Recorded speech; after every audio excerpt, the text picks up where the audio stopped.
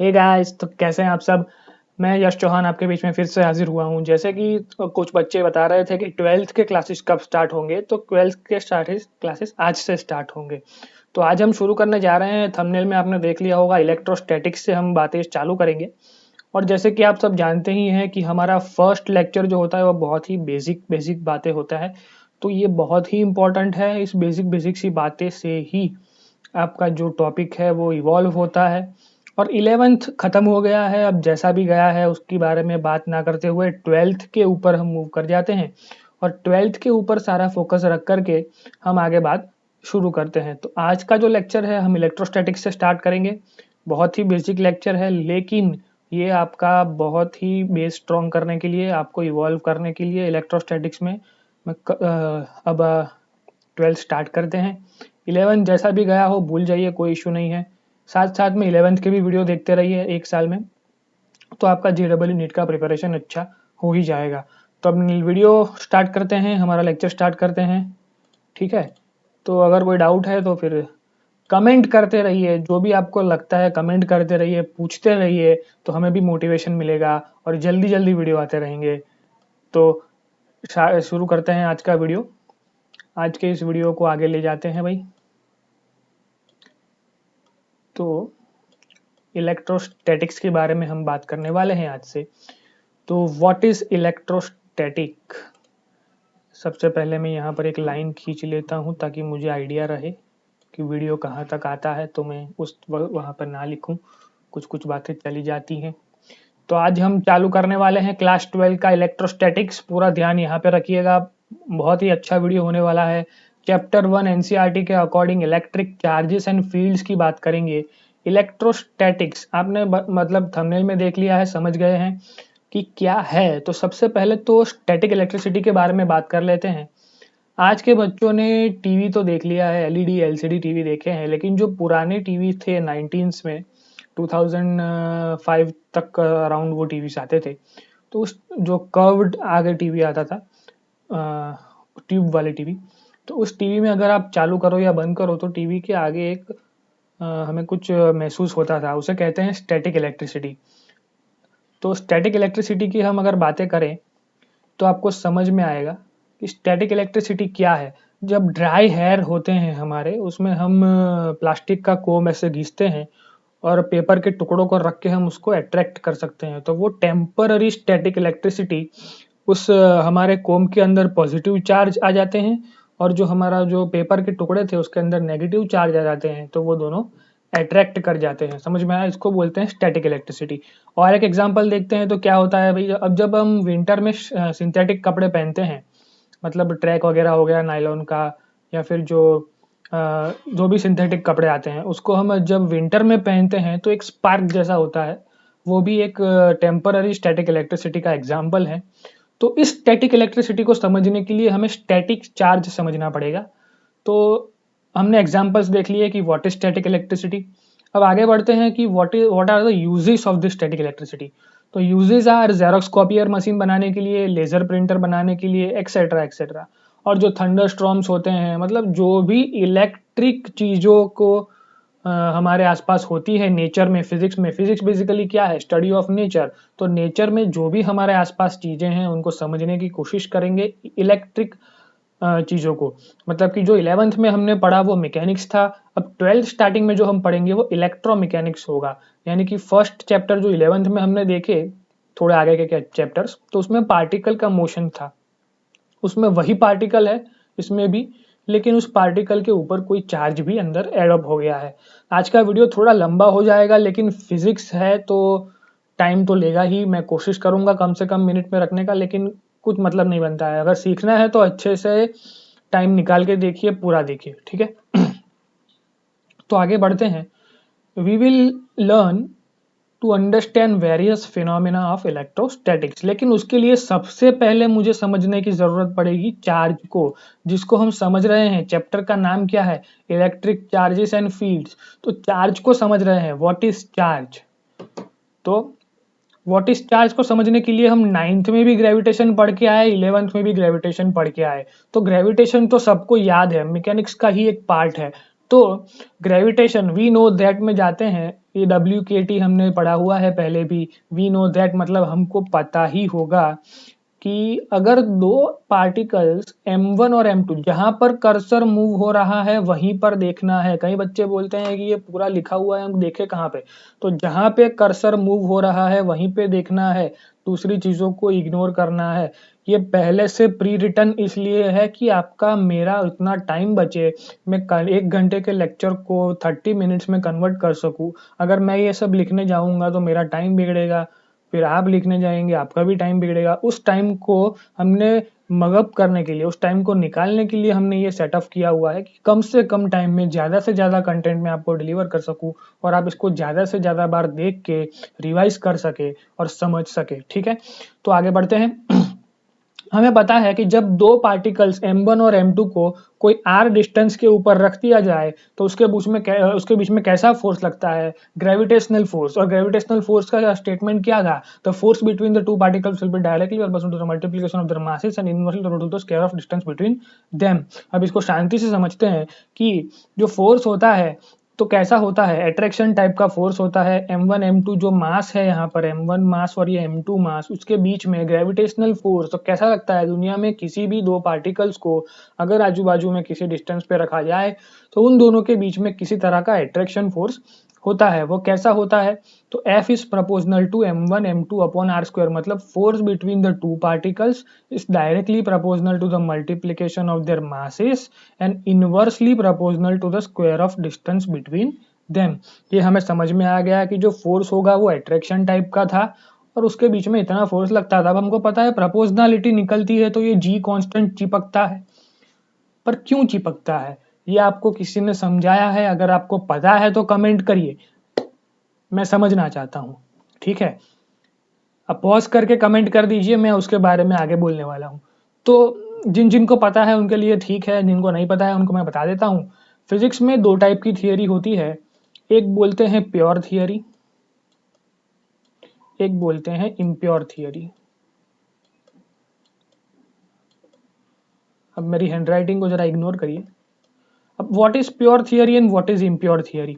तो प्योर के पास जाते हैं तो हम 9th में एक मैकेनिक्स में न्यूटन का एक लॉ पढ़ के आए हैं, F इजिकल टू ma, ये सबको याद होगा। इसमें हमको क्या बताया गया था कि the force of the particle m with acceleration a is given by this formula. मतलब कि F is proportional to m, F is proportional to acceleration. मतलब F जो है वो डिपेंड करता है m पे और डिपेंड करता है एक्सेलरेशन पे भी, और इसके बीच में कोई और ऐसी चीज नहीं है जो हमें नहीं पता है। मतलब कि मुझे पता है कि अगर मेरा पार्टिकल 1 kg का है और वो एक्सेलरेशन कर रहा है 2 मीटर पर सेकंड स्क्वायर से, तो मैं सीधा बोल सकता हूं कि मेरा फोर्स लगा 2 न्यूटन का। क्लियर है? कोई ऐसी अननोन चीज नहीं है जिसके ऊपर मेरा फोर्स डिपेंड कर रहा है और मुझे नहीं पता है। लेकिन what are the impure theories? Impure theories क्या होती हैं? तो एक मिनट, जरा माइक हिल रहा है।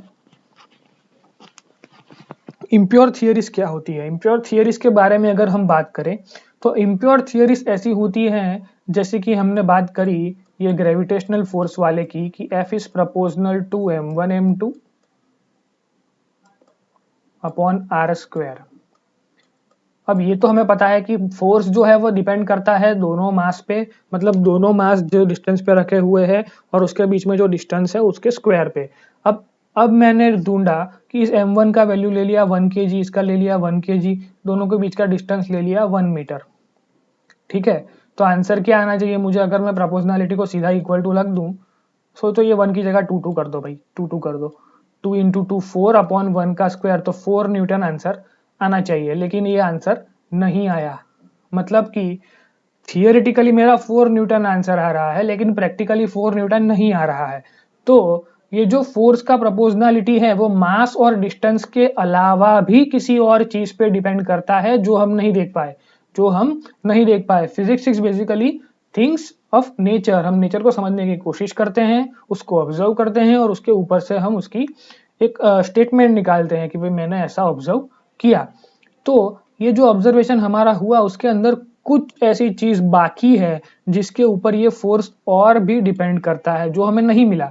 तो हमने क्या किया, साइंटिस्ट क्या करते हैं कि इसी एक्सपेरिमेंट को हजारों बार परफॉर्म करते हैं, और हजारों बार परफॉर्म करने के बाद, मतलब एक बार 2 न्यूटन लिया, एक बार 3 न्यूटन लिया, एक बार 4 न्यूटन लिया, ऐसे बहुत सारे क्वेश्चन किए, कहीं कहीं पर आर को चेंज किया, 1 मीटर, 2 मीटर, 3 मीटर, और सारे में कोई एक का आंसर, कोई एक डिफरेंस आया थियोरेटिकल वैल्यू और प्रैक्टिकल वैल्यू के बीच में, ठीक है। तो वो जो डिफरेंस आया उसको हमने एक्सेप्ट कर लिया जी ग्रेविटेशनल कांस्टेंट।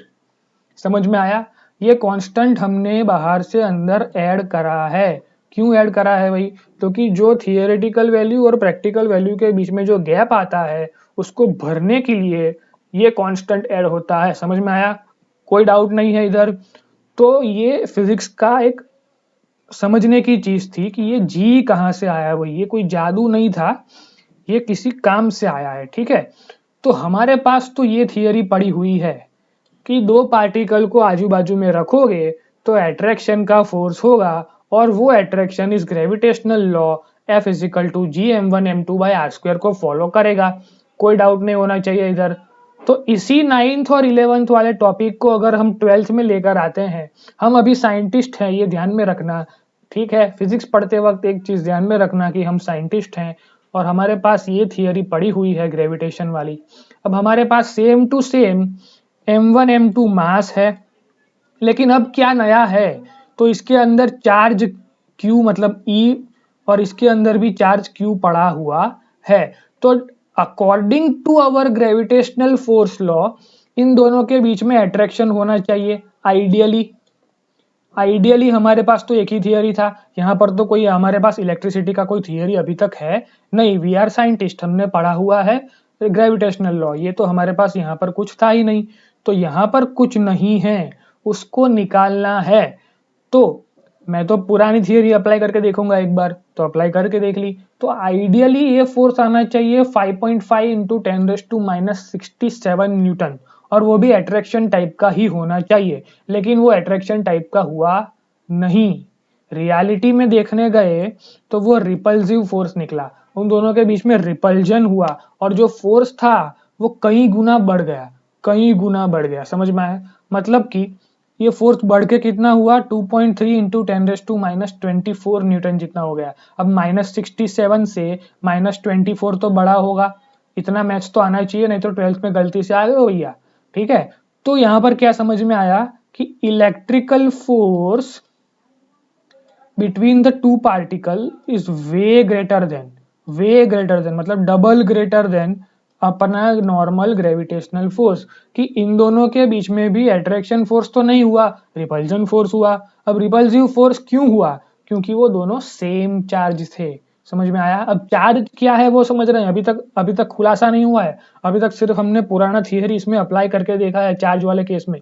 ये पुराना थियरी किसके केस में था? नॉर्मल पार्टिकल के केस में। अब इस पार्टिकल के पास कुछ और भी है अदर देन दी मास, अदर प्रॉपर्टी अदर देन दी मास, इसके पास कुछ और भी है जिसकी वजह से अट्रैक्शन की जगह रिपल्जन हुआ और ग्रेविटेशनल फोर्स से कई गुना ज्यादा फोर्स लगा। तो इसी फोर्स को हमने इलेक्ट्रिकल फोर्स मान लिया। समझ में आया? इट इज क्लियर दैट, मैं ये पढ़ के देख रहा हूँ, ये पढ़ के दे रहा हूँ, we have another force also other than the gravitational force, मतलब कि एक और फोर्स है other than the gravitational force, other than the mass, उसके अंदर एक और इंट्रिंसिक प्रॉपर्टी है, उसके अंदरूनी प्रॉपर्टी है, इंट्रिंसिक नेचर या फिर intrinsic property of that particular particle, जिसकी वजह से एक इलेक्ट्रिक फोर्स जनरेट हुआ। उसी इलेक्ट्रिक फोर्स को हमने चार्ज एक्सेप्ट कर लिया। समझ में आया? ताकि वो पार्टिकल तो है, उसका कोई मास भी है, लेकिन उसके अंदर अदर देन दी मास कुछ और भी है जिसको बोलते हैं चार्ज। मतलब charge is a soul like structure. जैसे कि हम इंसान हैं तो हमारा कुछ मास है, उस मास में अगर इंसान जिंदा है तो फिर उसका वजन करो, अगर वो मर गया फिर उसका वजन करो, ऑलमोस्ट सेम आएगा।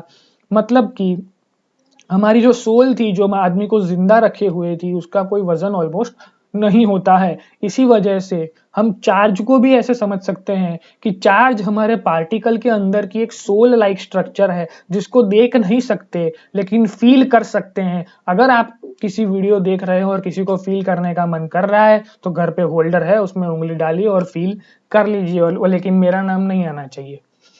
तो आगे बढ़ते हैं। तो चार्ज का कॉन्सेप्ट प्रॉपरली हमने समझ लिया है, तो ये चार्ज क्या है ये भी समझ में आ गया। तो अब चार्ज कहाँ हो सकता है, तो दुनिया में हंड्रेड्स फंडामेंटल पार्टिकल है। कितने? 100। उसमें से हमने कितने एक्सपेक्ट किए हैं? Electron, proton, neutron.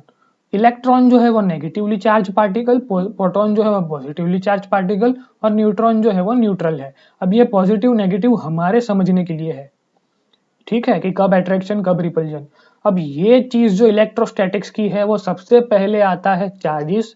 तो हमने चार्ज के बारे में पढ़ा कि what is charge, static electricity क्या है वो भी देखा। दोनों बेसिक सी बातें थी, इसमें से क्वेश्चन ऑलमोस्ट नहीं आते हैं, लेकिन ये समझ में आएगा तो आपका इंटरेस्ट बनेगा और आप एकदम इंटरेस्टिंगली ये चैप्टर को पढ़ पाएंगे, समझ पाएंगे और आगे बढ़ पाएंगे।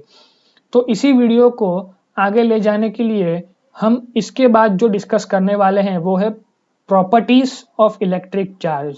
तो उसके लिए मैं सोच रहा हूं कि इस वीडियो को यहीं दबा दूं और प्रॉपर्टीज के लिए अलग वीडियो बनाऊं, और आप लोग उसके लिए बिंज वॉच करिए तो मजा आएगा, ठीक है।